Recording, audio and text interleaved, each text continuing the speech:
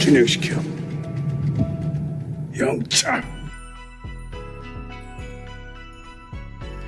네, 안녕하세요. 도산땅입니다. 자, 오늘부터는 도산땅의 경영학 6번째 시간 생산관리 개념에 대해 알아보겠습니다. 생산관리라는 것은 우리 기업이 있을 때 기업의 산출에 해당하는 부분이죠. 무엇을 인적자원, 또 뭐 있어요? 조직관리, 그리고 마지막에 하나가 자원이 있었다. 그래서 이걸 뭐라고 한다? 3M이라고 한다. 이 3M이 뭐예요? 그러면 인풋이 들어갔을 때 기업은 그 자원들, 인적 자원이든 뭐 재료든 이런 걸 모아가지고 어떤 제품이나 서비스를 생산하게 됩니다. 그래서 이 생산을 한 거에 대해서 뭐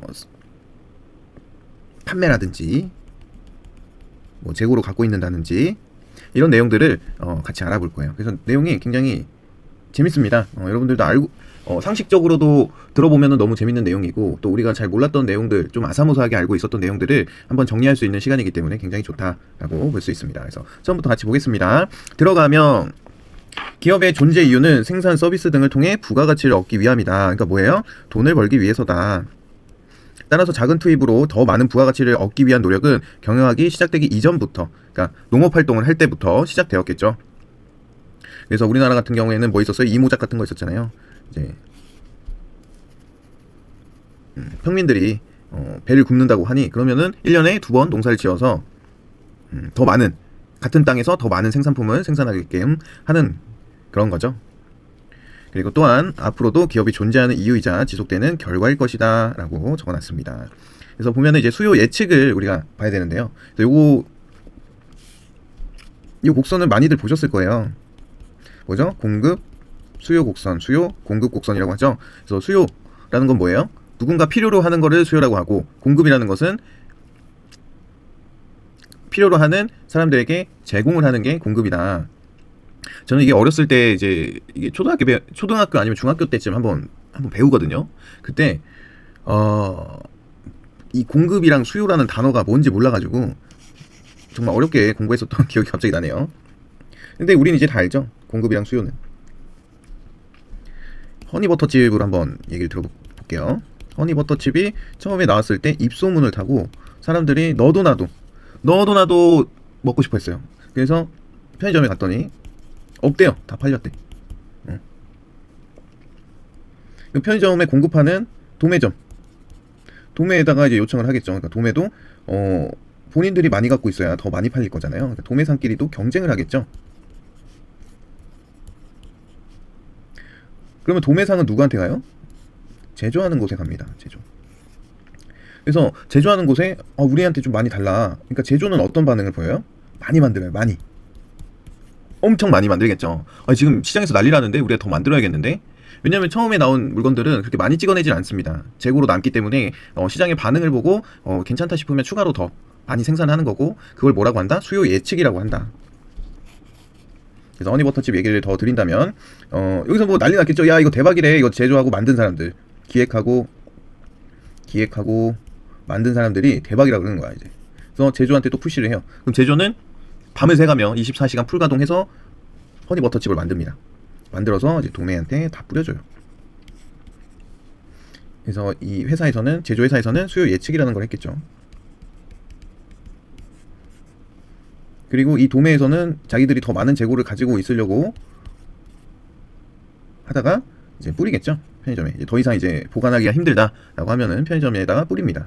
그럼 사람들이, 소비자가 한번 맛을 봐요. 나는 뭐 그렇게 맛있는 건지 모르겠는데, 근데 또 맛있는 사람들은 좋아합니다. 매일 그거 과자만 먹어요. 허니버터칩 하면서. 근데 입맛에 안 맞는 달고 짠 거를 별로 안 좋아하시는 분들은 이제 뭐 그냥 과자네 이렇게 되는 거죠. 그리고 이 A라는 제조업체가 허니버터칩을 만들었는데 B라는 제조업체에서는 허니버터 꿀꽈배기를 만들었네. 맛이 비슷하다. 모양만 다르다. 그럼 사람들이, 이 소비자들이 이것도 괜찮네 하고 이것만 사 먹던 사람이 이것도 사 먹는 거야. 이게 뭐예요? 대체제라고 합니다. 대체제가 나오면은 이 A라는 제조업체 입장에서는 어떻겠어요? 수요가 줄어든 거죠. 수요가 줄어들지. 왜냐면은 소비자는 과자를 뭐 하루 종일 24시간 먹을 수 있는 게 아니잖아요. 하루에 한 봉지만 먹는다고 쳤을 때 둘 중에 하나 고를 거잖아요. 그러면은 꿀꽈배기를 선택하게 되면은 이 허니버터칩은 마이너스 1인 거잖아요. 그쵸? 이가 플러스 1이면. 근데 어찌됐든 일정 기간 동안에는 허니버터칩이랑 이 허니버터 꿀꽈배기랑 둘 다 많이 팔립니다. 왜요? 인기가 많아졌으니까. 인기가 높아지면 과자를 별로 안 좋아하던 사람도 호기심에 먹어볼 수도 있고, 과자를 좋아하는 사람은 방금 먹었는데 또 먹고 싶어가지고 또 사 먹을 수도 있고, 그런 식으로 해서 인기가 높아지면 수요가 증가한다. A라는 제조업체는 허니버터칩을 잘 나간다고 했을 때만큼 많이 만들까요? 적게 만들까요?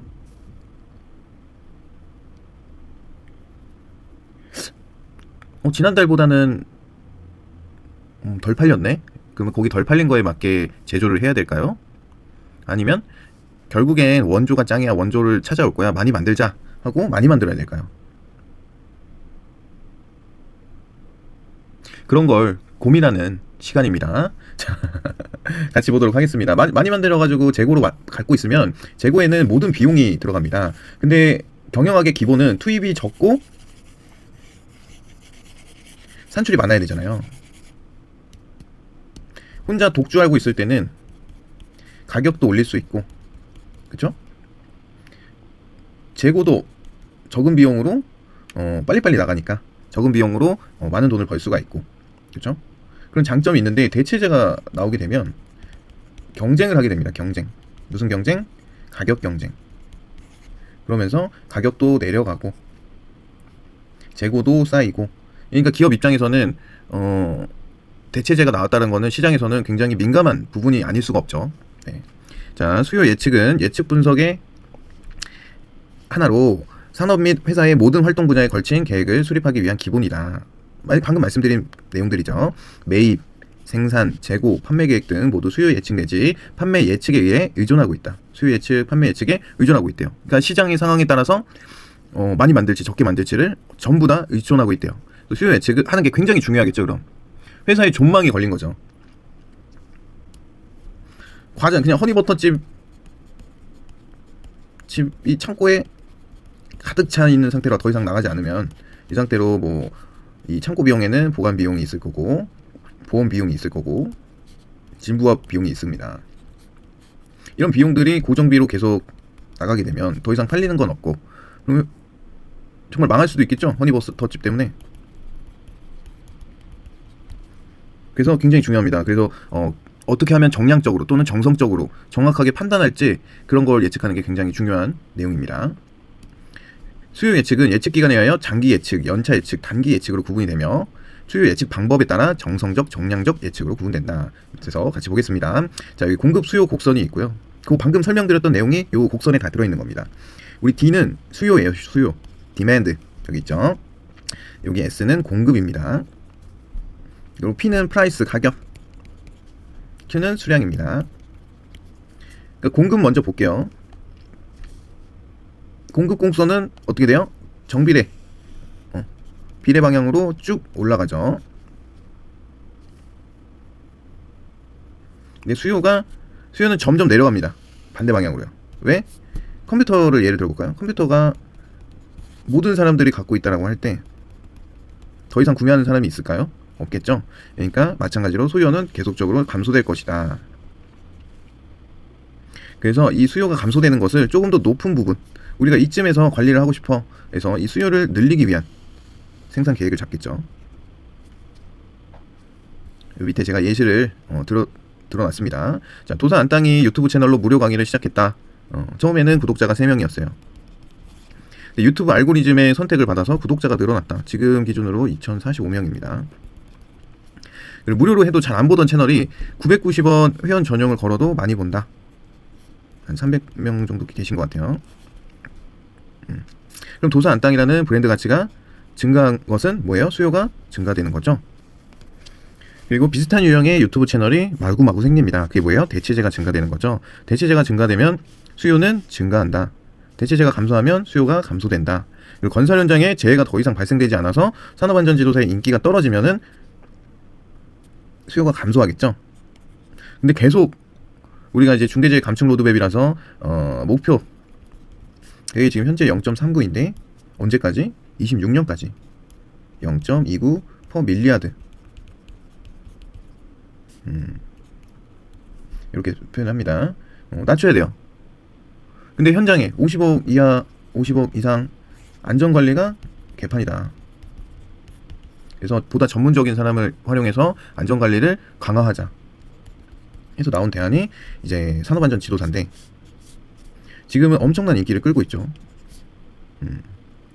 내년에는 시험 보시는 분들이 더 많아질 것으로 예상이 됩니다. 이제 10,000명 시장이 된 거예요. 기존에는 좀 눈치 빠르고 좀 이거 괜찮겠다 싶은 이 감이 좋으신 분들이 먼저 자리를 잡았다고 하면, 이제는 10,000명 시장, 10,000명 시장이면 그 다음에 2만, 10만 되는 거 5년 내에 이루어진다라고 저는 생각합니다. 그래서 25년 그래도 누구보다 빠르게 준비하시는 여러분들이 승자예요, 제가 봤을 땐. 그래서 공부를 오래 가져가면은 안 좋습니다. 할 수 있을 때 빠릇빠릇하게 집중해서 공부하고 따시는 걸 추천드려요. 그래서 그렇게 해서 모든 서비스 상품에는 적용이 가능합니다. 공급 수요 곡선. 그리고 우리가 살아가면서도 공급 수요 곡선은 굉장히 중요하죠. 수요 예측 방법, 기업들이 가장 중요하게 생각하는 수요 예측 방법에 대해서 같이 보겠습니다. 정성적 방법은 뭐예요? 주관적인 판단. 정량적 방법은 객관적인 수치로 판단. 이게 엄청 저는 헷갈렸어가지고 정성스럽게 이야기한다, 양적으로 표현한다, 이런 식으로 외웠던 것 같아요. 정성적으로 이야기한다, 정성 있게, 정성을 담아, 그렇죠? 근데 이 정성을 담아 할 때 정성이 얼마만큼 담겼는지 모르잖아요. 그러니까 그게 뭐예요? 주관적인 판단. 정량적 방법은 계량하죠. 옛날에 1박 2일에 이승기 씨가 뭐 요리 만들 때 항상 계량컵 들고 다니면서 거기다가 계량해가지고 요리를 했었잖아요. 왜 맨날 무한도전이고 1박 2일이냐? 그때 이후로 TV를 잘 안 봐서 그런 것 같습니다. 예, 죄송합니다. 아무튼 정성적 방법, 주관적인 판단에는 델파이법 한번 말씀드렸죠. 익명의 전문가, 교수님, 뭐 기술사, 지도사에게 의견을 물어보기 위해서 새로운 논문이나 뭔가 나왔을 때 의견을 자문하기 위해서 보낸다. 근데 대답이 늦다라고 그랬죠. 그게 뭐예요? 대표적인 게 델파이법. 시장조사법은 시장에 가서 이거 한번 맛보세요. 괜찮으신가요? 근데 만나는 사람이 다를 수도 있죠. 만약에 오늘 시장조사 가서 100명을 만났어. 근데 이 사람들이 이 지역을 대표하는 사람들인가요? 아니죠. 그냥 지나가던 사람들이잖아. 오늘 처음 온 사람일 수도 있어. 그래서 시장조사법은 주관적인 판단이 강하다. 그리고 전문가 의견법, 델파이법이랑 똑같은데 전문가 의견법은 익명이 아닌 전문가 이름을 걸고 말을 해주는 겁니다. 그리고 역사적 유추법, 과거의 어떤 사례를 가지고 유추를 해보는 거죠. 자, 그리고 정량적 방법에는 시계열 분석, 추세 분석, 단순 이동 평균법, 지수 평활법, 이렇게 해서 보면은 뭐예요? 뭘 분석하거나 평균을 내거나, 평활도 평균이랑 똑같습니다. 평균을 내서 펼친다, 이런 뜻이거든요. 그러니까 숫자가 들어가겠죠? 딱 봐도. 그럼 문제가 바로 같이 보겠습니다. 수요 예측 방법 중 주관적 뭐예요? 델파이법, 정성적, 그렇죠? 접근 방법에 해당하지 않는 것은, 그래서 델파이법 맞죠? 이동평균법, 뭔가 평균을 내면 뭐예요? 정량. 이렇게 헷갈린다니까, 말하면서도. 그러니까 여러분들이 확실히 정리하고 들어가는 게 굉장히 중요하다. 시장조사법은 정성이죠. 주관적. 자료유추법도 역사적 유추법이랑 똑같은 말이죠. 판매원 의견 종합법. 판매원도 뭐 누군가를 대표하거나 이런 게 아니라 판매원마다 주관적인 감정, 생각이 있고, 이거 많이 팔리던데요? 제가 먹어봤을 땐 별론데 사람들이 많이 사가더라고요. 이게 무슨 말이야, 그죠? 네, 그렇기 때문에 주관적인 접근 방법에 해당이 된다. 정답은 2번이었다. 계속 보겠습니다. 뭐 문제 굉장히 쉽죠? 어렵게 안 나와요. 여러분들이 뭔가를 더 많이 알아야 될 것 같지만 제가 말씀드린 내용 안에서 나옵니다. 그래서 너무 걱정 안 하셔도 됩니다. 자, 수요 예측 정성적, 정량적 여기에 대해서 설명을 조금 더 해놓은 겁니다. 그래서 말씀드린 내용들 한번 읽어보시면 되고, 이제 정량적 수요 예측이 굉장히 중요한데요. 시계열 분석은 시간의 흐름에 따른 패턴이 미래에도 지속된다는 가정, 그러니까 확실한 게 아니라 이거는 가정을 한 건데, 그거를 근거로 변동 요인으로 추세의 계절성, 순환, 불규칙, 그래서 전기수요법, 단순이동평균법, 추세분석법, 지수평활법이 해당이 된답니다. 그래서 추세는 뭐 어떤 게 있을까요? 과거에 어떤 흐름이 있었겠죠? 핸드폰으로 해볼까요? 핸드폰이 나오고 스마트폰으로 변화가 생기고, 그리고 이제 필요에 의한 사람이 사용을 했다가 이제는 모든 사람이 사용을 하고 있다. 이런 흐름이 있죠. 그러면 어떤 워치를 얘기를 또 들어볼게요. 워치가 아직 안 나왔을 때라고 가정을 해봤을 때 워치를 개발한 사람들이 워치도 우리가 시계는 항상 사람들이 착용을 하고 다니는 거고 많은 사람들이 끼고 있고 거기에 추가적으로 스마트한 기능을 넣어주면 더 많은 사람들이 끼겠지. 워치, 스마트폰, 워치, 스마트워치. 그러면 처음에는 필요한 사람, 시계 없이는 하루도 못 사는 사람, 또는 핸드폰을 꺼내기 힘들 정도로 바쁜 사람, 그런 사람들은 워치가 편하겠죠. 근데 결국에는 패션 아이템이든 뭐든 모든 사람들이 사용하게 된다. 이런 추세를 말한 게 이제 추세에 따른 변동 요인인 거고, 계절성은 뭐가 있을까요? 계절성. 맥주는 언제 많이 팔려요? 여름에. 소주는 겨울에. 대학교 앞에 상권 있어요. 대학교 상권. 언제 돈을 많이 벌어요? 학기 중에. 언제 문을 닫아야 돼요? 그러면 방학 중에.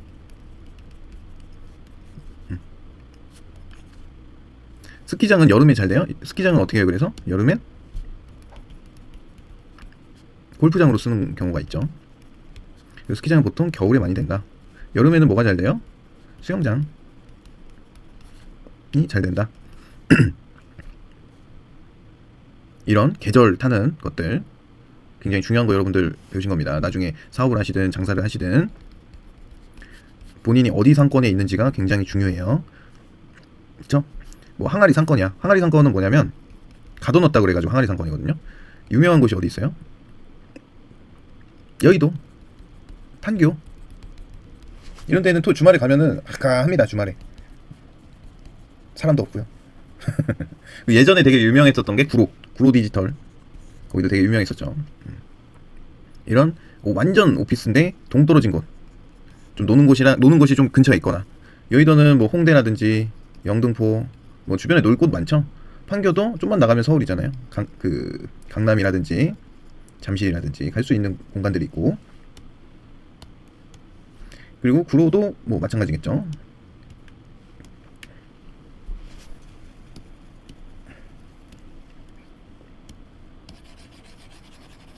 이게 뭐다? 계절성 변동 요인이다. 그 순환은 어차피 유행은 돌고 돈다. 찢어진 청바지 찌청이라고 그러거든요. 찌청을 입다가 안 입다가 다시 입죠. 그런 게 이제 순환. 그 불규칙, 우연적으로 우연으로 시간의 흐름에서 우연적인 어떤 게 발생이 된다. 그런 거죠. 그래서 전기수요법 같이 보겠습니다. 전기수요법은 과거 데이터 중 가장 최근 데이터를 사용하여 바로 다음 기간의 수요를 예측하는 거예요. 그래서 변동이 적고 안정된 시계열 데이터 예측에 적합하다. 그래서 최근 3개월 월 동안에 지금이 9월, 10월, 11월 3개월 동안 10개 팔리고 15개 팔리고 20개 팔렸어요. 그럼 다음 달에는 몇 개 팔려요? 25개 팔려요? 뭐 이런 식으로 어떠한 과거 데이터 중에 뭐 여기 1월부터 쭉 있었을 거잖아요. 근데 최근 3개월 데이터를 가지고 계산을 한 게 뭐다? 전기수요법이다. 추세 분석은 과거 수요와 추세선상 예측 간 오차 제곱의 합을 최소화. 그리고 지수평활법은 과거 실제 수요량과 예측치 간의 오차에 대해 지수적 가중치를 반영한다. 그래서 공식이 있거든요. 평활상수값 A라는 게 나옵니다. 그래서 뭐 어렵게 써 있는데, 과거 실제 수요량 우리는 1,000만원 벌 거야 라고 목표를 세웠습니다. 목표 예측치. 근데 실제로 까보니까 800만원 밖에 못 벌었어. 그러면 여기서 차익이 200만원이 생기죠. 그러면 7월에도 우리는 이제 1,000만원 벌 거야 할 거 아니에요. 그쵸? 여기에 이제 평활상수 A를 곱해가지고 요거랑 더해서 나온 게 뭐다? 지수평활법이다.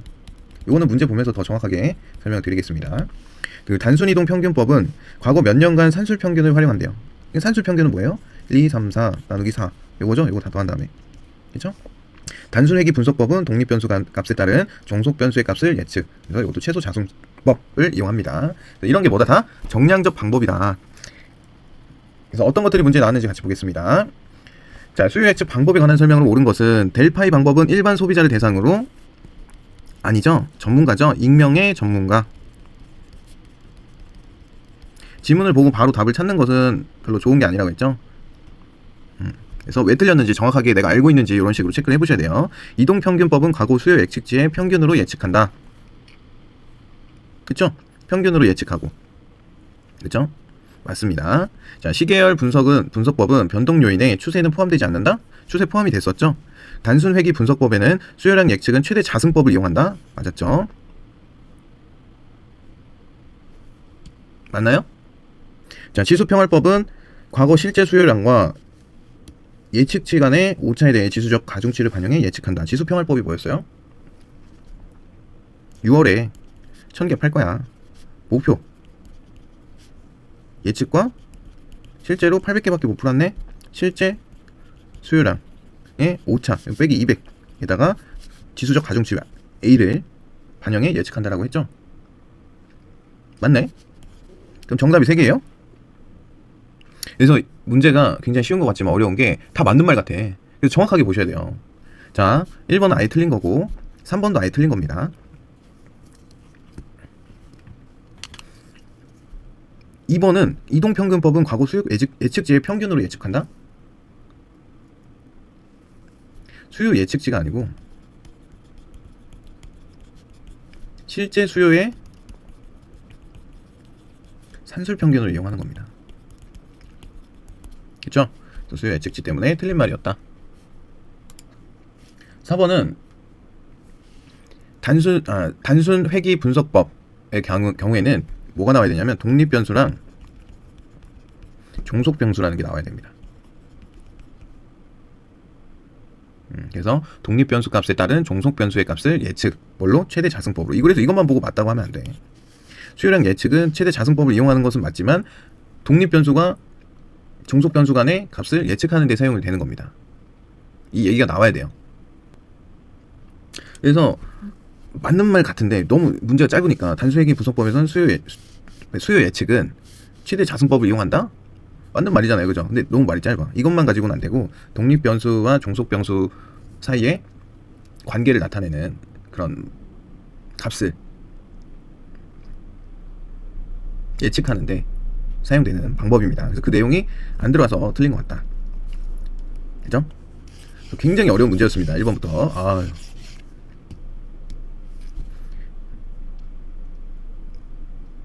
그래서 요 위에서 써놓은 제가 요 정리한 거 요거는 여러분들이 정확하게 한 땀 한 땀 다 외우시는 걸 추천드립니다. 왜? 문제가 계속 반복돼서 나오니까. 자, 수요 예측을 위한 시계열 분석에서 변동에 해당하지 않는 것은 같이 보겠습니다. 추세 변동, 자료의 추이가 점진적, 장기적으로 증가 또는 감소하는 변동. 같이 보겠습니다. 계절 변동, 월, 계절에 따라 증가 또는 감소하는 변동. 맞았죠? 위치 변동, 지역의 차이에 따라 증가 또는 감소하는 변동. 맞죠? 순환 변동, 경기 순환과 같은 요인으로 인한 변동. 맞죠? 불규칙 변동, 돌발 사건, 전쟁 등으로 인한 변동. 맞죠? 그럼 또 다 맞네? 그럼 다 맞아 또. 자, 보세요. 진짜 중요합니다. 이거 제가 문제 풀면서 저도 그렇게 생각한 거라서 여러분도 그렇게 생각할 수 있을 것 같아서 제가 이런 식으로 진행을 하는 거예요. 자, 시계열 분석. 이 뒤에 있는 내용은 전혀 중요한 내용이 사실 아니었습니다. 다 맞는 말이에요. 위치 변동도 지역의 차이에 따라서 증가 또는 감소하는 변동이 맞고, 순환 변동도 경기 순환과 같은 요인으로 인한 변동이고, 불규칙도 뭐 전쟁 등 우발적인 내가 원해서 생긴 일이 아니잖아. 그래서 이것도 맞아요.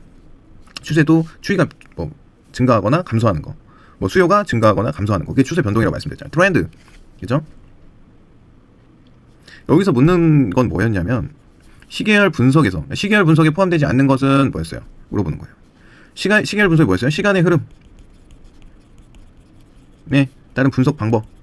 그래서 4가지 있다고 그랬죠? 뭐 있다고 그랬어요? 추세, 계절, 순환, 불규칙. 틀린 건 뭐예요? 3번. 위치 변동은 시계열 분석에 해당이 되지 않기 때문에 그런 겁니다.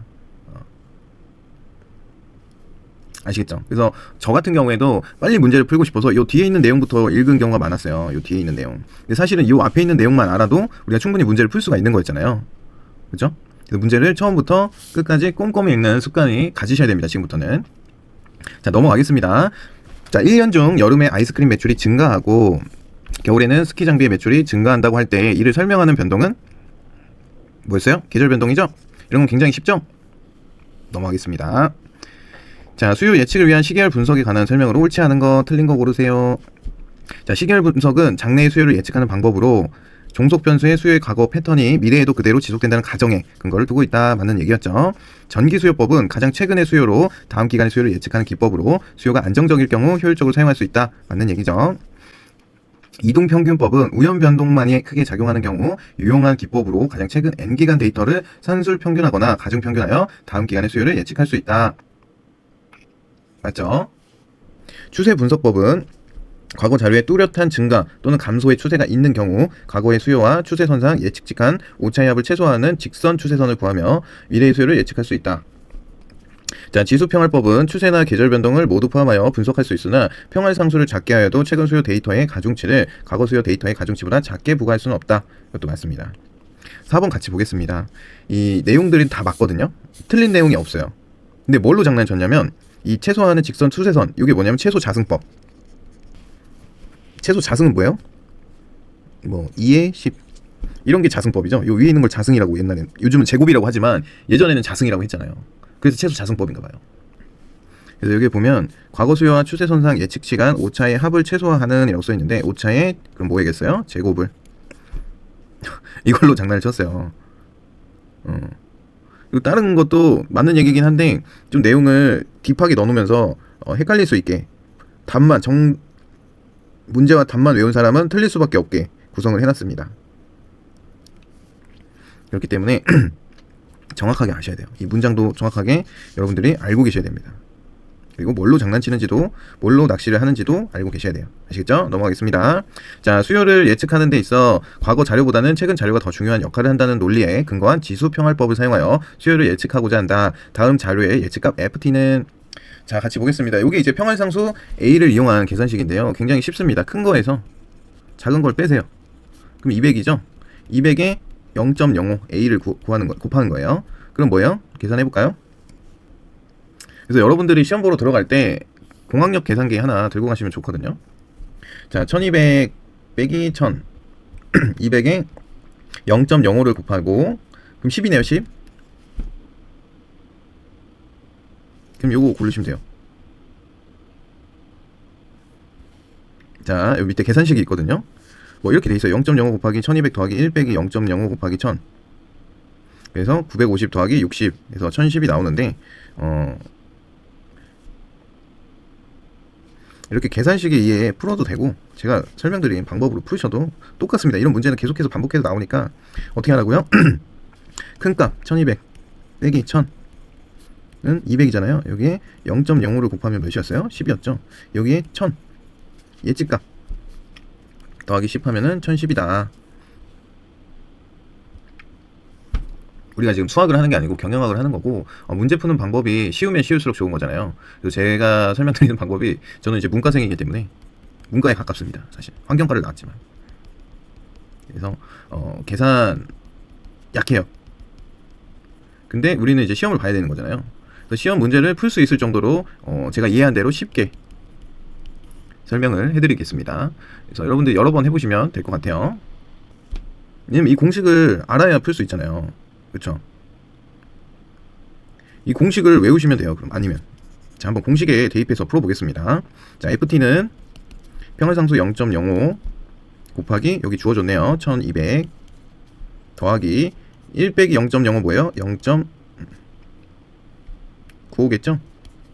곱하기 이거 여기서 주어졌네요. 1000 이렇게 하셔도 된다고. 그럼 이게 950에 60이니까 더하면 1010이다. 그쵸? 이거랑 답이 틀린가요? 같죠? 그래서 말씀드리는 거예요. 이 식을 알면 전혀 상관없어요. 식을 주어줬으면 상관이 없네. 주어주지도 않았죠? 그러니까 이런 문제 나오면은 평활상수 나오면은 그냥 제가 말씀드린 이 방법을 쓰시는 걸 추천드립니다. 자, 기업의 생산관리 보겠습니다. 생산관리는 경영의 기본적 핵심적 기능을 담당하고 있다. 생산관리는 경영적 생산활동을 대상으로 생산 시스템에 알맞는 관리 시스템의 설계와 운영 통제에 관한 체계적 연구를 목적으로 한다.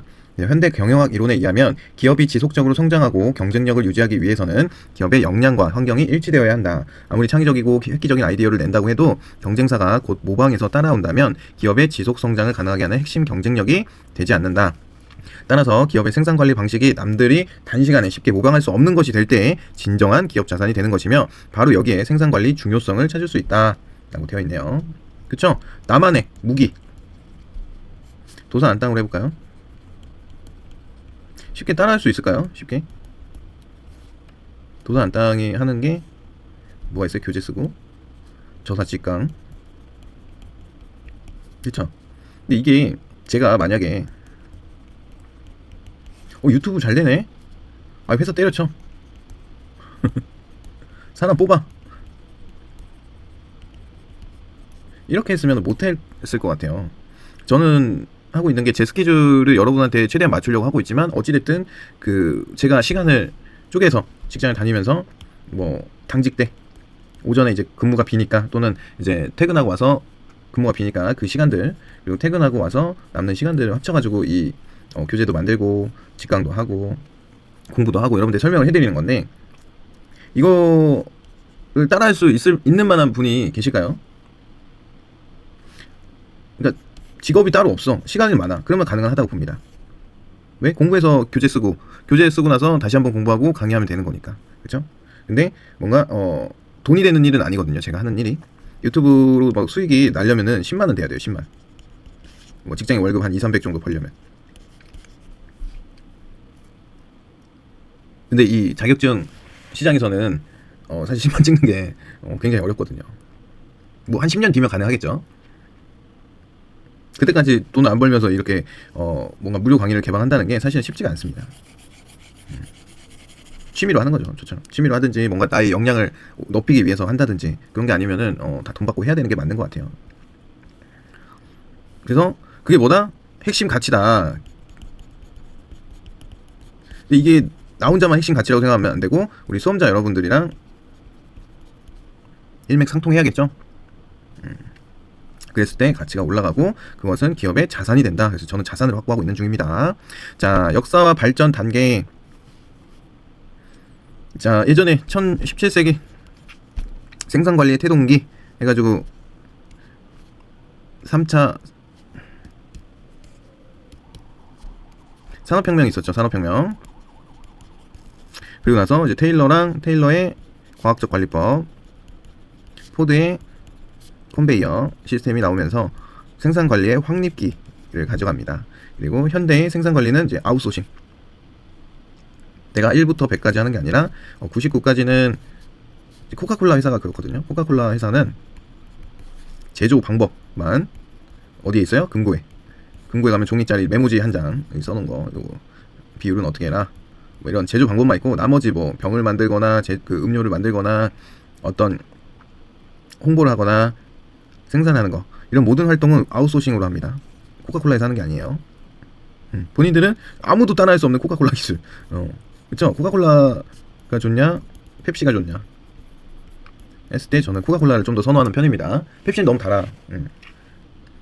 그런 게 뭐나? 아웃소싱이다. 자, SCM 해가지고 서플라이 체인 매니지먼트 그러니까 채찍 효과라는 게 나옵니다. 또 이 SCM은 뭐냐면 공급 사슬 관리, 서플라이 체인 공급 사슬 관리.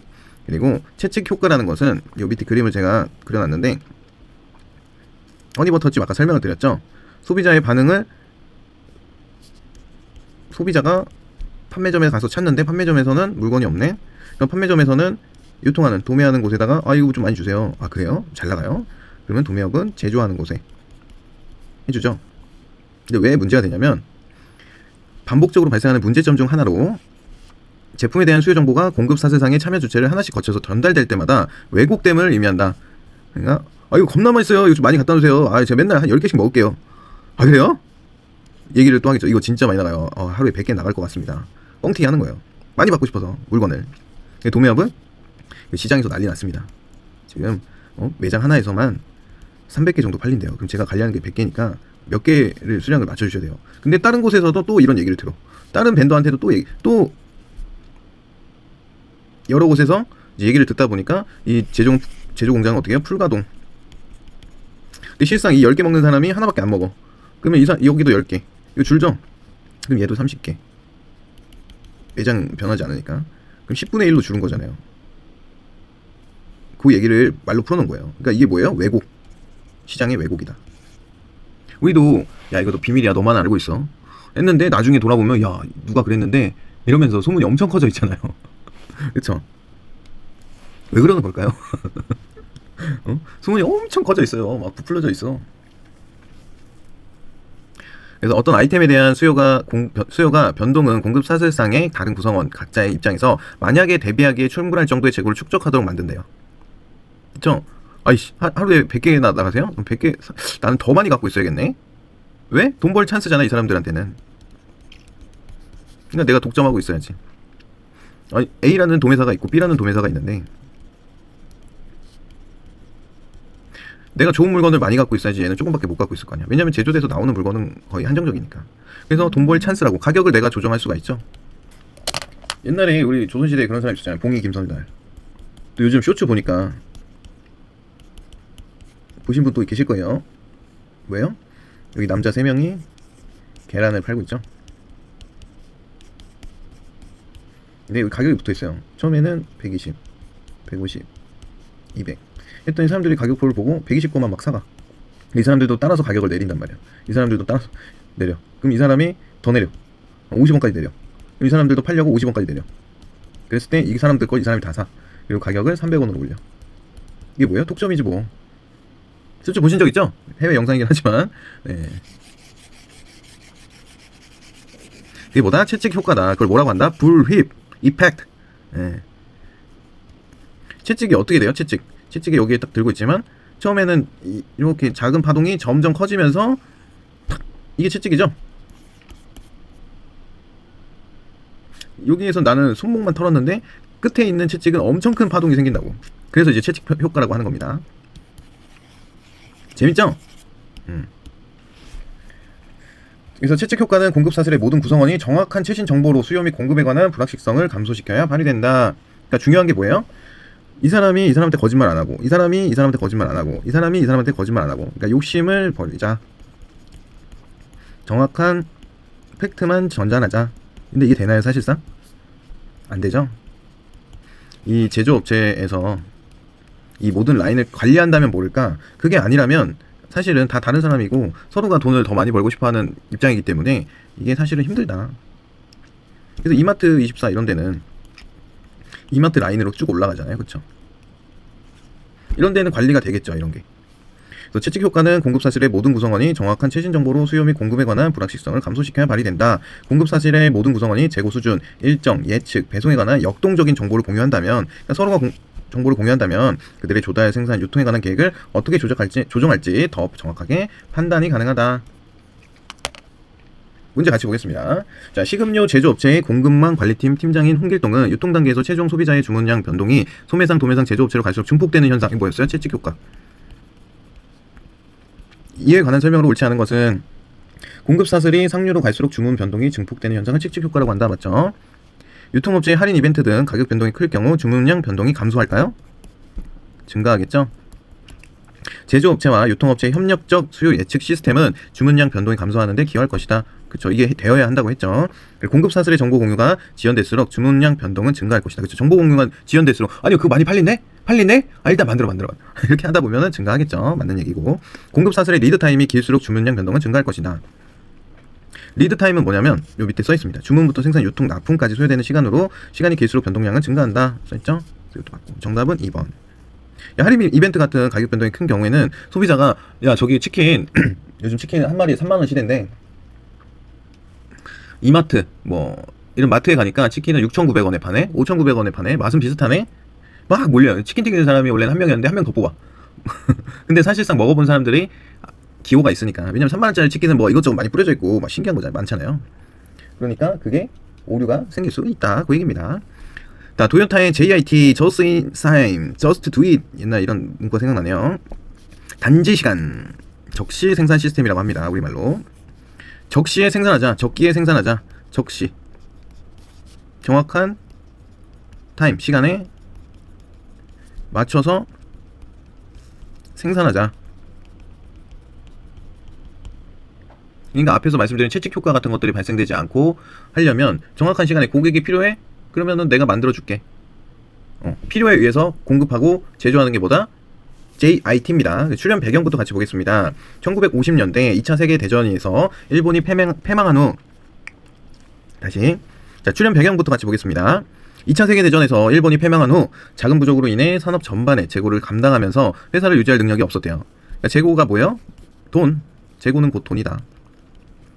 쓸모없는 돈. 돈이 나가는 돈이죠. 재고를 보관하기 위해선 공장의 규모가 거대해지지만 공장을 짓는 공간이 부족했다. 그래서 제품을 만들 수 있는 천연 자원도 부족해졌다. 그리고 높은 실업률로 노동 효율성이 산업 성공의 뚜렷한 경로가 아니라는 것을 인식했다. 실업률의 반대말이 뭐예요? 고용률.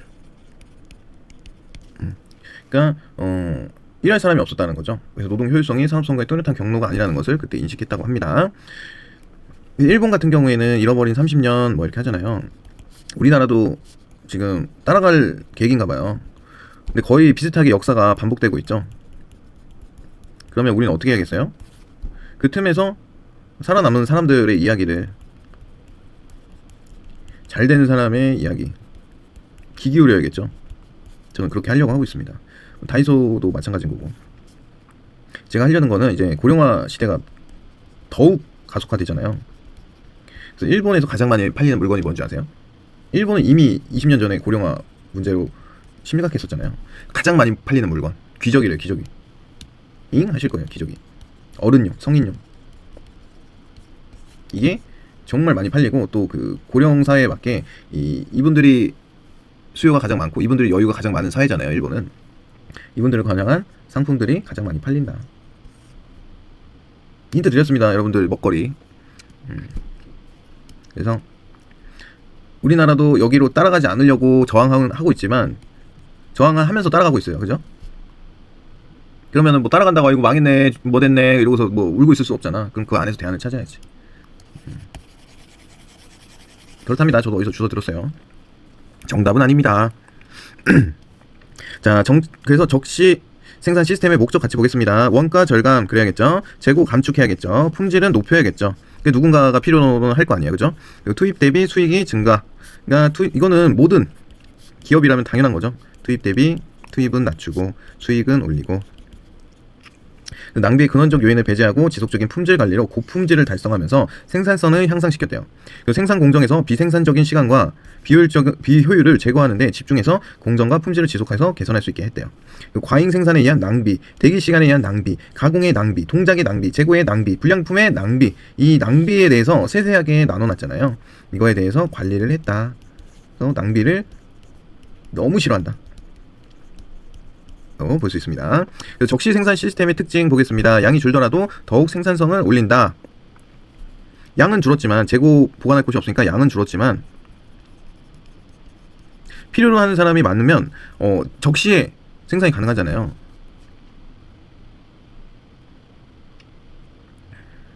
이게 도요타 자동차에서 시작이 됐는데 볼게요. 도요타 자동차는 재고 비용이 더 많이 들겠죠. 울산 예전에 저도 견학 한번 가봤는데 현대 공장에 있는데 어마어마하게 많더라고요. 차가. 그때는 제 차가 없을 때였어요. 학생 때는. 저렇게 많은 차 중에 내 차가 한 대 없다니 할 정도로 정말 차가 많았어요. 그러니까 부지가 엄청 넓은 부지가 필요했겠죠. 도요타에서 이 자동차를 판매하려고 할 때 그렇게 만들어 놓고 푸시하는 시스템이 아니라, 푸시하고 뭐 광고하고 홍보하고 뭐 이렇게 해서 만드는 게 아니라 저 자동차 좀 살려고요. 자동차 사게요 하면 예 언제까지 만들어 드릴게요. 좀 기다리세요. 그래서 만드는 기간 뭐 6개월이 걸린다 그러면 6개월을 이 사람한테 예약만 받아놓고 만드는 거예요. 근데 소중하게 만들어요. 소중하게. 신중하게. 품질 좋게. 그러다 보니까 이 사람이 이렇게 자동차 하나 살려는 것도 힘들어 라고 했다가도 역시 자동차는 도요타야 라고 끄덕이게끔 인정할 수밖에 없게끔. 그럼 다음 이 사람이 또 차를 살 때나 아니면 주변 사람한테 소개할 때 야 도요타 사. 차 살 계획 있으면 미리 예약해. 지금 가서 일단 얘기부터 해. 뭐 이런 얘기죠.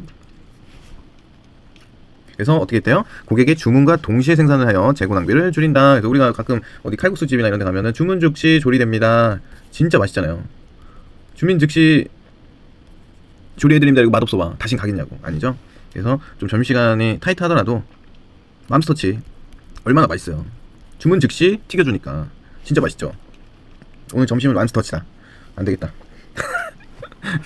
다이어트 한다고 운동일기 지금 쓰고 있는데 먹어도 되잖아요. 그죠? 웃겨요. 아무튼 자, 다기능공을 활용하여 한 사람에게 많은 공정을 가지게 하여 제공품도 줄고 낭비 없이 일을 진행할 수 있었고 직무에 충실감도 느낄 수 있게 해야 된다. 그러니까 원래는 컨베이어 시스템으로 해가지고 여기서 이거 조이는 사람, 여기서 망치로 때리는 사람. 아, 그 영상은 얼마 전에 또 유튜브 알고리즘이 제 말을 다 듣고 있어가지고 또 찰리 채플린 영상이 나와서 제가 봤는데 그렇게 각인된 건 진짜 잘 안 잊혀지나 봐요. 그래서 이 망치를 치는 사람, 그리고 여기 이제 들어가는 공정 이렇게 있으면 이 사람은 하루 종일 이 일만 하니까 시간이 가요, 안 가요? 그리고 나는 뭐 하는 사람인가라는 인간적 회의감이 들겠죠. 이 사람도 망치만 치니까 나는 망치인가 인간인가, 망치 인간인가 이런 고민들을 했을 거 아니에요. 근데 이 사람이 컨베이어 시스템이 아니라 부품을 여기다가 쫙 부품을 쫙 이렇게 놔두고 작업대에서 딱 서가지고 차르륵 하는 거 있잖아요. 장비 고를 때, 수술도 고를 때 차르륵 하는 거, 그런 걸 딱 해서 딱 오늘은 요놈 해가지고 딱 잡고 뭔가 뚝딱뚝딱 뚝딱뚝딱 뚝딱뚝딱 이렇게 만드는 거죠. 그럼 이 사람은 엄청 재밌지 않겠어요? 그래서 그런지 모르겠는데 일본이 유명한 게 또 뭐 있어요? 프라모델 이런 거 유명하잖아요. 자동차 만들고 뭐 그런 것들. 그렇죠? 비행기 모형 만들고 핀 센스로 잡아가지고 정밀하게 하고 얼마나 재밌었으면 그런 게 그렇게 커졌겠냐고. 너도 해봐라, 진짜 재밌다. 그래서 저는 어렸을 때는 좋아했는데 이제 나이 들고 하니까 허리 아파가지고 못하겠더라고요. 그래서 원래 유튜브도 프라모델 만드는 그냥 손만 나오는 영상을 찍으려고 했는데 손이 못생겨서 포기했습니다. 자, 다기능공을 활용하여 한 사람에게 많은 공정을 가지게 하여 제공품도 줄고 낭비 없이, 그러니까 낭비가 굉장히 중요한 단어입니다. 여기선 직무의 충실감도 느낄 수 있게 되었다. Just in time, 늦어도 빨라도 안 된다. 딱 적시에 생산해야 된다. 늦어도 안 되겠죠, 당연히. JIT의 진정한 의미는 철저한 낭비 제거의 사상과 기술이다 라고 볼 수 있습니다. 적시 생산 시스템 핵심 구성 요소는 간판을 운영했고요. 간판은 뭐 이런 모형들이에요. 수신호 같은 것들. 그래서 이걸 보고 아, 이거? 오케이, 이거. 이렇게 해서 간판을 운영했다는 겁니다. 그리고 생산을 평준화시켰고, 소로트 생산. 그러니까 로트는 이제 생산 단위라고 했죠. 한 박스. 박스가 아니라 무슨 컨테이너 한 박스? 그런 단위인데 다량을 만드는 게 아니라 소로트. 작은. 조금. 우리를. 대량이 아니라.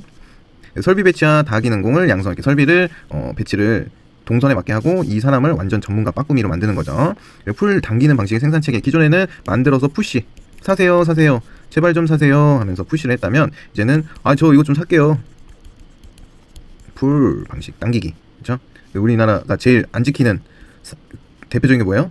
당기시오죠? 우리는 무조건 미는 거 중요해. 생산하는 것도 그렇고 뭐 다 미는 거 좋아하지만 일본은 당기시오를 좋아한다.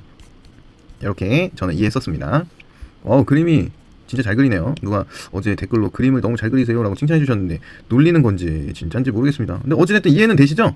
그림이 이해 되시죠? 자, JIT 도입 및 한계 구매와 공급자는 벤더라고 합니다. 벤더는 뭐예요? 자동차를 도요타에서는 만들지만 이 들어가는 부품을 제공하는 사람을 뭐라고 한다? 벤더라고 한다. 자, 특징 보겠습니다. 소수, 근거리, 반복 거래를 할 수 있는 공급자. 그래야겠죠? 적시에 생산하려면 야, 우리 이거 부품 없어. 그럼 가까운 곳에 있어야 되고 이 벤더들이. 그리고 반복적으로 여러 번 갖다 줘야겠죠? 그리고 생산을 평준화하고 장기 계약. 대신에 우리 10년 가자, 20년 가자, 30년 가자. 이렇게 장기 계약을 맺어줬답니다. 상호 정보를 공유하고 신뢰를 구축했대요. 왜냐면 정확성은 품질 향상이 되고 경쟁력이 된다라고 생각한 거죠. 그리고 수송의 효율화. 작은 부품이라고 하면 작은 부품들만 해가지고 여러 번 왔다 갔다 할 수 있게끔 수송을 효율화시켰답니다. 그래서 원래의 목표는 공장 내 자재 재고를 제거한다. 자재 재고만 해도 물류센터 한 건물이죠. 그러니까 이거를 없애겠다. 진짜 소량으로만 가지고 있을 양만, 오늘 생산될 것만 가지고 있겠다. 그 불필요한 작업을 제거한다. 그쵸? 재고 가지고 있으면 재고 관리 해야 되잖아요. 재고 관리. 저 물류센터 일할 때 이거 하라 그러면 진짜 싫었거든요. 눈 빠지게 세알려야 되니까 이거를. 이게 근데 1층만 있나요? 여기 또 3층까지 있잖아. 그럼 여기까지 세다가 머리가 진짜 쥐납니다. 품질 및 신뢰성 제고. 그 운송 중인 재고를 제거. 그쵸, 운송 중인 것도 재고죠. 자, 한계 고객에게 의존은 위험하다. 고객의 생산 스케줄에 불안정하게 대비해야 한다. 그러니까 공급자는 이런 걱정을 해야 되는 거죠. 도요타 하나만 보고 도요타가 너 그래 차 잘 파는 건 알겠는데 내가 너한테만 의존했다가 너가 망하면 나도 같이 망하는데. 그쵸. 엔지니어링의 급격한 변화 요구. 저 차가 한 기종이 나오는 게 아니라 여러 가지 기종이 나올 거잖아요. 그럼 이 기종에 맞춰가지고 새로운 생산품이 나올 때마다 공급자는 그거에 맞는 그걸 깎아야겠죠, 금형을. 근데 이거는 정말 많이 팔렸어. 근데 이거는 정말 조금 팔렸어. 그럼 이 사람은 어찌됐든 금형은 만드는데 돈이 들어갔는데 이건 안 팔려서 얘는 이제 판매 중지를 시켜버리면 이 사람 입장에서는 위험한 거죠. 그렇죠? 그리고 완벽한 품질을 요구하고 소규모 로트를 요구한다. 한 방에 다 실어다 주고 끝냈으면 좋겠는데 뭐 하루에도 2-3번 이상 왔다 갔다 할 수 있게끔 여러 번 수송을 하게 만듭니다. 근데 공급자는 위험했다. 위험으로 느껴졌다. 그쵸? 생산의 한계 보겠습니다. 토요타의 JIT 적시 생산 시스템은 모든 경우에 효과가 있는 것은 또 아니었대요. 도입 후 적자로 전락한 피스톤 링사가 있으며 성과가 신통치 않은 예는 예외로 많았대요. 목적은 같더라도 관리 방식이 다르거나 잘못 이용하면 성과는 크게 다를 수 있다. 그쵸? 소비자가 구매를 하러 안 와. 그러면 계속 서 있는 거지 뭐. 근데 이거를 푸시로 바꾸면은 일단 만들어서 이거 너 필요한 거잖아. 빨리 사 해가지고 그러면은 갑자기 사게 될 수도 있는 거고 눈에 띄어서 사게 될 수도 있는데 소비자가 이거 나 사야지 마음속에 갖고 있는 거는 자동차 같은 건 그렇잖아요. 나는 2025년도에 지도사 합격해서 차를 바꿀 거야. 이런 계획이 있잖아요. 차는 덩어리가 크니까. 근데 과자 만드는데 나는 3일 뒤에 과자를 10봉지 먹을 거야. 이런 계획 안 세우잖아요. 그렇죠? 그렇기 때문에 적용할 수 있는 게 토요타처럼 정확한 수단과 관리 방식이 있어야 성과가 나타날 수 있는 거다. 그리고 이후에 린 제조 시스템으로 발전이 되었습니다. 린 생산은 공급자와 소비자로부터 응답 시간과 생산 체계 내에서의 시간을 줄이는 것을 주된 목표로 하는 제조 방법이다. 린 생산은 주문된 상품만을 공급하여 생산의 수요에 맞추고 효율성과 생산성에 집중하여 상품의 제조와 공급에서 발생하는 낭비를 줄이는 적시 제조의 개념과 밀접하게 연관이 되어 있다. 그럼 뭐예요? JIT랑 린이랑은 같은 라인이죠. 반대의 개념이 아닙니다. 린이라는 용어는 1988년 존 크레픽이 고안하였으면 1996년 제임스 워막과 다니엘 존스가 이제 5가지 핵심 원칙으로 구성된 정의를 제시하였다. 이제 미국 사람이 만들어서 이제 또 이게 경영학은 미국 학문이거든요. 그래서 이런 걸 하나씩 더 껴놓은 것 같아요. 그래서 자 보겠습니다. 각 제품의 가치를 필수적으로 정확히 부여해야 한다. 각 제품의 가치 흐름에 정확히 분석한다. 그러니까 뭐예요? 수요를 공급에 맞추겠다. 그 얘기입니다. 그리고 가치의 흐름은 과정에서 어떠한 정체도 발생하지 않는 흐름화를 만난다. 그렇죠? 정체가 발생이 되는 게 아니라 쭉쭉 수요, 공급이 쭉쭉 이 계속 사이클이 원활하게 돌아가는 거죠. 네모나게 돌아가는 게 아니라 동그랗게 돌아가는 겁니다. 그리고 여기도 마찬가지 당기는 방식의 생산체제, 수직관계의 협력사들과 연계된 협동을 통해 완전성을 추구한다. 이것도 같은 내용이죠. 협력사들이랑 연계된 협동을 위해서. 린 시스템의 주요 낭비 8대 항목, 나중에 수정을 요하는 행위, 즉시 수정을 해야 됩니다. 즉시 수정. 재고는 증가시키면 안 되고 잘못시키거나 이런 걸 하지 말라는 거죠. 불필요한 공정, 고객의 가치 정의로부터 불필요한 공정은 과감히 없애고 목적 없는 물질의 이동을 금지하고 목적 없는 사람의 이동을 금지하고 상료 공정의 지연으로 하류 공정 인력 대기하는 것을 없애고 고객의 요구와 합치되지 않는 제품을 멋대로 만들지 않고 고객의 요구와 합치되지 않는 서비스를 제공하지 않는다. 그래서 문제 같이 보겠습니다. JIT 적시 인 타임. 제가 이렇게 강조해서 좀 설명을 드리려고 하는 거는 문제가 굉장히 많이 나오고 반복적으로 나오고 최근에도 계속 출제가 되는 문제가 있기 때문입니다. 자 보겠습니다. JIT 생산 시스템 특징에 해당하지 않는 것은 부품 및 공정의 표준화, 공급자의 원활한 협력, 채찍 효과 발생, 다기능 작업자 필요, 칸반 시스템, 간판입니다. 일본 발음을 하면 칸판이고 우리나라 하면 간판이고 그렇습니다. 그래서 정답은 3번. 굉장히 쉽죠? 채찍 효과는 푸시할 때 일단 제조가 만들어 수요가 있는지 정확하게 판단한 게 아니잖아요. 그렇죠? 그래서 이런 거를 뭐라고요? 낭비 요소, 재고를 증폭시키는 요소이기 때문에 JIT랑 반대되는 의견이다 하고 보시면 됩니다. 자, JIT 생산 방식의 특징을 옳지 않은 것은 간판을 이용한 풀 방식이었죠. 1번부터 틀렸네요. 첫 판부터 장난질 하냐. 자, 생산 준비 시간 단축과 소로트 생산 맞죠? U자형 라인 등 유연한 설비 배치. U자형 라인은 이렇게 해가지고 작업자가 여기 있으면 여기 이렇게 라인이 돌면서 그래서 이 사람이 여기부터 해가지고 이렇게 다기능으로 할 수 있게끔 하는 배치가 U자형 라인입니다. 여러 설비를 다룰 수 있는 다기능 작업자 활용을 했답니다. 불필요한 재고와 과잉 생산을 배제했답니다. 넘어가서 도요타 생산 방식에서 낭비를 철저하게 제거하기 위한 방법으로 활용된 적시 생산 시스템에 관한 설명을 옳은 것만 기본적인 요소는 간판 방식, 생산의 평준화, 생산 준비 시간 단축과 대로트화 때문에 틀린 겁니다. 그리고 뭐 다른 거는 다기능용이죠. 눈에 이제 보이시죠? 자, 오리키에 의하여 그것도 말씀드려야지. 여러분들 그 예습이 조금 힘들고 쭉 보시는 거면 문제 풀기 전에는 요 퍼지 버튼을 꼭 눌러놓고 먼저 한번 문제라도 읽어보세요. 알겠죠? 자꾸 중간에 말씀드려서 죄송합니다. 근데 요거는 OT 때 한번 말씀드리겠습니다. 교재 강의 사용법 다 듣고 오셨죠 그거? 네. 오리케에 하여 개발된 자재관리 및 재고 통제 기법으로 종속 소요품의 소요량과 소요 시기를 결정하기 위한 시스템이다. 이런 게 있었나요? 이런 거 없었죠? 이것도 틀린 거고.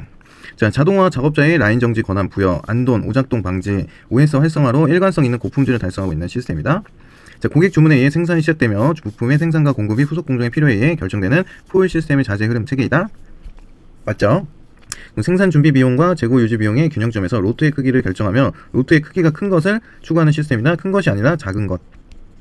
그래서 이건 틀린 거고. 우리가 알 수 있는 건 리을인데 정확하게 틀린 거 한번 다 제껴보겠습니다. 그럼 3번이죠? 왜냐면 우리가 3번은 좀 아리까리 했잖아. 아니, 디귿은 좀 아리까리 했단 말이야. 왜냐면 안 배운 내용이니까.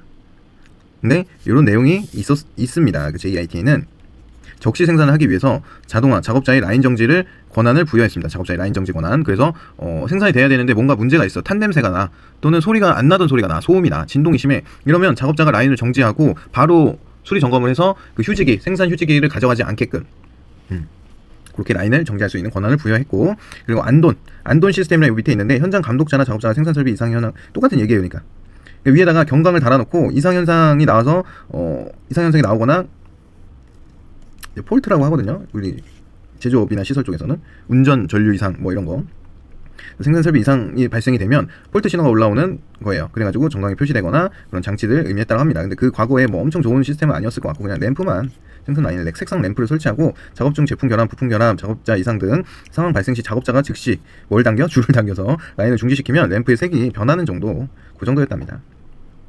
그래서 일본어로 행등 불을 켬의 도금이 안돈이라고 합니다. 전 세계로 확대되면서 산업 현장의 전문 용어로 정착이 되었답니다. 전 처음 들었는데요. 자, 안돈입니다. 그래서 안돈 시스템. 그럼 맞죠? 줄 당겨가지고 불 켜고. 그 얘기가 뭐예요? 요거죠. 오작동 방지도 같은 말이죠. OS는 뭐예요? OS라고 해서 영어가 아니라 그 본인들 일본어 세이리, 세이튼, 세이소, 세이케스 일본어를 영어로 표기한 거예요. 그죠? 우리나라 말을 뭐 콩글리시라고 하잖아요. 그렇게 표현해 놓은 것처럼. 그쵸?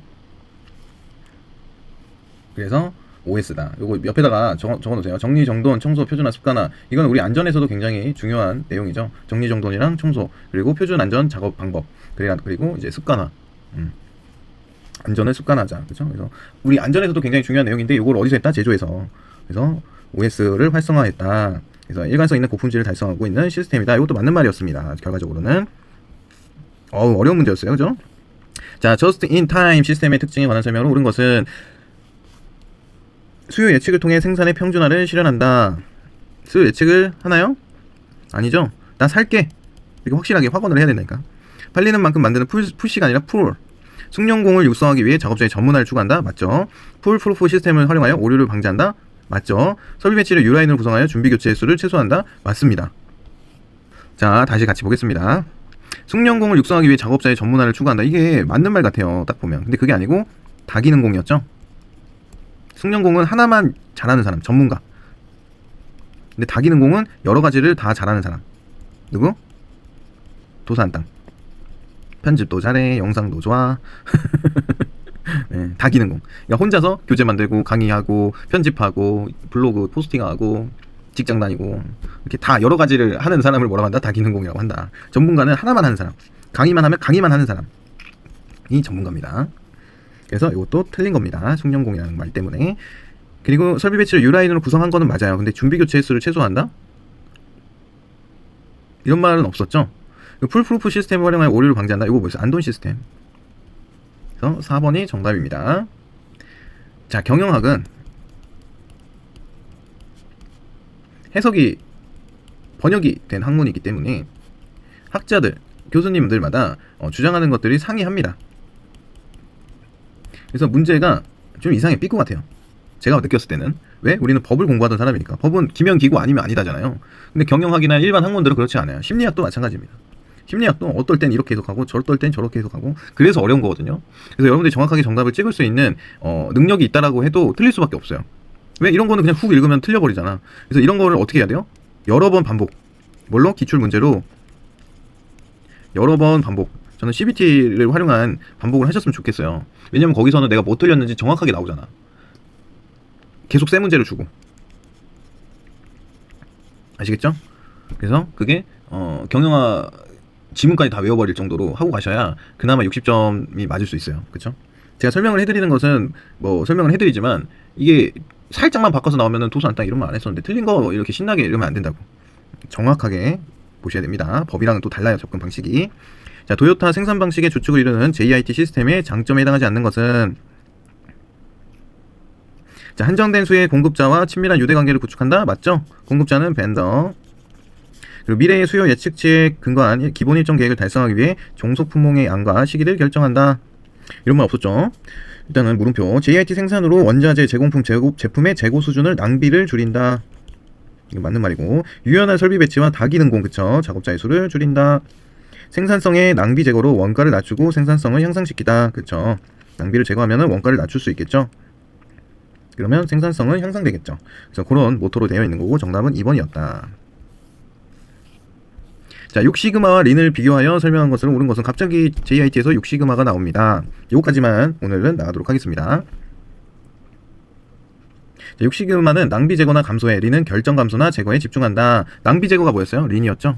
6시그마를 지금 모르더라도. 그래서 요거는 틀린 거고, 6시그마는 부가가치 활동 분석에 위해 모든 형태의 흐름도를, 린은 가치 흐름도를 주로 사용한다. 이건 모르겠습니다. 6시그마는 임원큰 챔피언의 역할이 없지만 린은 임원큰 챔피언의 역할이 중요하다. 이것도 모르겠습니다. 6시그마는 개선 활동의 파트타임 견임 리더가, 린은 풀타임 전임 리더가. 6시그마의 개선 과제는 전략적 관점에서 선정하지 않지만 린은 전략적 관점에서 설정한다 해가지고 여기 해설을 달아놨습니다. 이거 보면 돼요. 린은 낭비 제거, 임원큰 챔피언의 역할이 상대적으로 약하다. 그러니까 탑다운 방식이 아니라 상위 하달이 아니라 하위 상달, 바텀업 방식에 있기 때문에 위에서 뭐 누르거나 그런 게 없었다. 그쵸?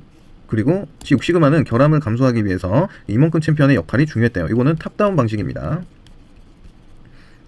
그리고 파티타임 견임 리더, 풀타임 리더의 역할이 둘 다 중요했다는 거죠.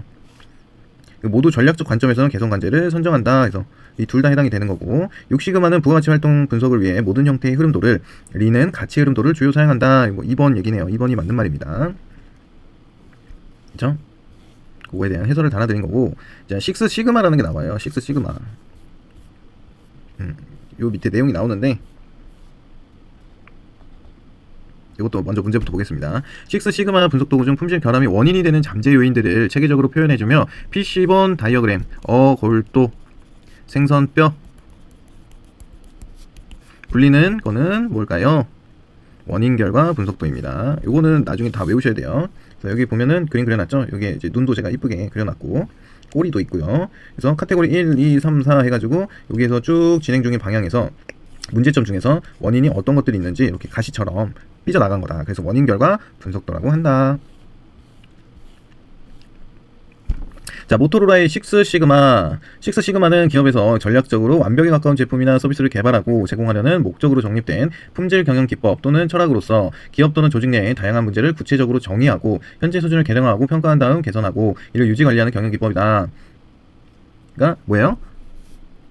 완벽에 가까운 제품 한 품질 경영 기법 또는 철학이라고 합니다. 어디서요? 모토로라에서. 6시그마는 모토로라가 등록한 상표래요. 상표. 그러니까 뭔가 단위나 이런 게 아니라, 그죠? 시그마는 원래 정규 분포에서 표준 편차를 나타내며 6표준 편차인 100만 개 중 3.444개의 분량률을 추구한다는 의미는 이래요. 원래는 6시그마, 실제로 6시그마 수준은 10억 개 중에 2개의 분량 0.002 ppm이래요. 원래는 수학적으로는. 근데 현실적으로는 분량률이 제로에 가까울 수가 없다. 근데 100만 개 중에 3.4개 정도, 100만 개를 생산하면 3개 내지 4개의 분량률을 추구한다는 거예요. 어마어마한 거죠. 어마어마하게 분량률이 없는 거죠. 그렇죠? 현실적으로는 실현 불가능한 과제이다. 근데 이게 뭐다고? 그냥 상표이다. 우리는 이렇게 하겠다. 분량률을 제로까지 맞추겠다. 그래서 이 그래프가 나오는데 여기 이제 여기가 이제 정품, 양품 이라고 하면 요 옆에가 이제 표준 편차예요. 여기까지가. 그죠? 이게 3부터 3. 그러니까 플러스 마이너스 3. 이렇게 되기 때문에 여기가 사이가 6이죠. 그래서 6 시그마. 6 시그마로 하겠다. 그러니까 6 시그마라는 것은 이제 불량률을 정말로 줄이겠다. 어떻게 줄이겠냐가 중요합니다. DMAIC 어떻게 줄인다? DMAIC 한 번 더 DMAIC 그래서 정의, 측정, 분석, 개선, 관리, 정측, 분계관 DMAIC 그쵸? 이 순서가 굉장히 중요합니다. 정의라는 것은 고객 요구, 상황 파악, 프로젝트 목표 정의, Y의 현수준 파악과 잠재 원인 변수 발굴, 수집 데이터 근거로 문제의 근본 원인, 핵심인자 확인, 최적의 프로세스 개선안과 문제 해결책을 도출, 개선 결과의 문서화, 유지 계획의 수립 뭐 이렇게 되어 있습니다. 6시그마의 추진 조직은 시그마 벨트라고 해서 벨트 색깔로 직급을 나눴어요. 우리 태권도장 가면은 뭐 노란띠, 초록띠, 파랑띠, 빨강띠인가요? 뭐 이렇게 등급이 있잖아요. 누가 제일 높아요? 빨강색. 근데 여기에서는 블랙벨트, 빨간색 위에 이제 블랙벨트가 있죠. 우리도 태권도에도 블랙벨트의 프로젝트를 관리하고 지도하는 전문 추진 지도자인 마스터 블랙벨트가 있었다. 근데 전문 추진 책임자로서 강력한 리더십과 6시그마 기법을 능숙하게 활용할 수 있는 사람은 블랙벨트였다. 그러니까 이 사람은 뒷방 노인이고 이 사람이 찐입니다. 블랙벨트가 중요해요. 현업 담당자이자 기본교육 이수자인 그린벨트. 누구예요? 애기 그린벨트. 입문자 전인 직원이 화이트벨트. 그쵸? 노란띠 전에 화이트 들어가면 화이트부터 하잖아요. 화이트. 그래서 6시그마 전통적 품질 관리 기법 보면 생산성을 높이고 불량률을 낮추기 위해 기존에는 QC, TQC, TQM 품질 관리 기법이 사용되었대요. 일본에서 시작된 PQC는 처음에는 생산 현장이 그 타깃이었으나 TQC, TQM으로 발전하면서 생산 현장 이외의 부문에서도 이용이 됐대요. 지금도 여러 나라에서 활용되고 있는 이 기법들은 1980년대 일본 제조업 세계를 제패할 수 있게 다시 1980년대에 버블이 있었죠. 일본 제조업이 세계를 제패할 수 있게 해준 원천의 하나로 평가받는다. 그래서 저희도 뭔가 공구 같은 거 살 때 일본 거 아니면 독일 거를 구매합니다. 왜요? 좋으니까. 일단은 이 사람들은 지금 생산하는 마인드 자체가 다르잖아요. 뭐 우리 어떻게 보면 우리나라는 제 생각입니다. 그냥 개인적인 의견. 돈을 많이 벌까? 아니, 엄청 신경이 써 있는 것 같아요. 근데 일본은 내가 파는 물건의 프라이드, 누가 내 물건을 욕할 수 없어 라는 프라이드가 있었던 것 같아요. 가격은 그 다음 문제고 돈 버는 건 그 다음 문제고 이 가치를 엄청 중요하게 생각한 것 같아요. 근데 일본에 라멘집 가면 떠들면 쫓겨나는 라멘집 있고 그랬었잖아요. 이 사람도 장인 정신. 우리나라는 투입을 적게 하고 산출을 많이 하는 이 번역 경영학을 배워서 그런지 돈만 많이 벌려고 합니다. 중국은 더 심하죠. 중국은 일단 베껴. 일단 모양 비슷하게 만들어봐. 내실이 없고 뭐 아무것도 없죠 얘네는. 이제는 이제 뭐 경제 발달도 굉장히 고성장되어 있고 더 이상 뭐 발전되면서 돈을 벌 수 있는 구조는 아니고 이 고성장 안에서 서로 경쟁을 해야 되는데 이 경쟁을 하는 속에서는 가치가 굉장히 중요하다고 저는 생각합니다. 이 가치는 뭐라고 표현하기는 좀 그런데 서로가 알아요. 아, 이 사람은 정말 가치 있는 사람이고 가치 있는 활동을 하는구나. 서로가 알잖아 우리가. 그죠? 아, 저 사람은 진짜 돈만 벌려고 하는구나. 돈에 눈이 돌았구나. 이런 게 보인단 말이에요. 그래서 고성장 할수록 이 가치에 대해서 나눌 수 있도록 해야지 진정한 롱런이 되지 않을까라는 생각이 저는 개인적으로 있습니다. 개인적인 생각이에요, 이거는. 공감되시면 좋아요. 자, 그러나 이러한 기존의 품질 관리 기법에는 에러가 발생한 부분이나 지점에 국한된 부분 최적화에 관심을 갖거나 생산자 위주의 제조 중심 관리 기법이다. 반면에 6시그마는 사업 전체의 프로세스, 전사적, 전체 회사의 목표가 전사적 품질 경영 혁신 운동이므로 21세기에 좀 더 적합하다는 평을 받고 있다. 그래서 즉 6시그마 경영은 제조뿐만 아니라 제품 개발과 영업 등 기업 활동의 모든 요소를 작업 공정별로 계량하고 품질에 결정적인 영향을 미치는 요소의 오차 범위를 6시그마 내에서 묶어두는 것이다. 그래서 네이버 지식백과에서 본 내용입니다. 문제 다 풀었나요? 알겠죠? 6시그마가 뭔지? 자, 그러면 문제 한번 같이 보면서 또 풀어보겠습니다. 자, 혁신적인 품질 개선을 목적으로 개발된 기업 경영 전략인 6시그마 프로젝트 수행 단계에 관한 설명을 옳지 않은 것은 DMAIC였어요. DMAIC. 자, 보겠습니다. 정측 분계관. 정측 분계관. 그러니까 그쵸? 이게 없는 거죠? 옳지 않은 거 틀린 거니까. I가 있긴 있었는데 I가 뭐였어요? improve. 통합은 아니었다. I는 개선의 뜻을 가진 거였다. 이렇게 보면 됩니다. 제가 설명을 하니까 이렇게 해드리는 거 여러분들은 요거 다 한 번씩은 보셔야 되겠죠? 그리고 반복해서 문제 풀다 보면 여러분들이 뭘 모르는지 알게 되기 때문에 그걸 중점적으로 볼 겁니다. 자, 6시그마 경영은 모토로라 회사에서 혁신적인 품질 개선을 목적으로 시작된 기업 전략이다. 6시그마 경영과 과거의 품질 경영을 비교 설명한 것을 옳은 것은 과거의 품질 경영 방식은 전체 최적화했으나 요게 좀 다르죠? 6시그마가 전체고 과거가 부분이죠. 과거의 품질 경영 계획 개선은 공장 내 모든 프로세스였으나 6시그마 경영은 문제점이 발생한 한 곳 중심으로 할 수 있다. 이것도 서로가 바뀌어 있죠. 과거의 품질 경영 교육은 체계적이고 의무적이었으나 6시그마 경영은 자발적 참여를 중시한다? 아니죠. 탑다운 방식이라고 했잖아. 위에서 찍어 누르는 거 무조건 해. 전사적. 과거의 품질 경영 관리 단계는 DMIC를 사용했으며 6시그마는 PDCA. 이것도 바뀌었죠. 6시그마가 DMAIC, PDCA는 기존의 품질 경영 사이클. 과거의 품질 경영 방침 결정은 하위 상달 방식이었으나 6시그마 경영 방식은 상위 하달 방식으로 이루어진다. 맞죠? 5번. 문제 굉장히 쉽죠? 6시그마 품질 혁신. 그래서 제가 이 설명을 안 드리고 그냥 문제답 해설만 이렇게 해드릴 수가 없는 게 이해가 어느 정도 된 상태에서 우리가 암기도 하고 문제를 풀어야 굉장히 쉽게 풀 수가 있고 또 20초 안에 풀어낼 수가 있어요. 그래서 그렇습니다.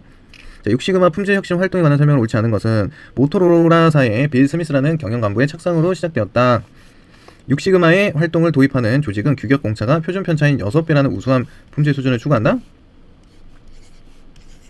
아니죠? 뭐였어요? 100만 개당 3.4개.